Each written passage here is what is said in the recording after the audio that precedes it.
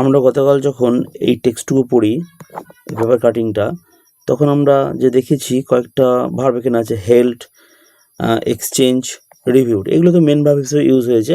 কিন্তু বিভিন্ন ভার্ব বিভিন্ন সময় বিভিন্ন পার্টস অফ হিসেবে ইউজ হয়। এবার তার সঙ্গে কিছু অ্যাড করে বা কিছু অ্যাড না করেও নাউন করা হয় বা বিভিন্ন পার্টস অফ স্পিচ করা যায়। যেমন আমি কয়েকটা উদাহরণ বলছি, দেখো। এখানে যদি আমরা বলি prime minister Narendra Friday held fruitful discussion কথাটা কোথা থেকে এসছে? ডিসকাস থেকে। তাহলে ডিসকাসটা কি? ভাব ছিল।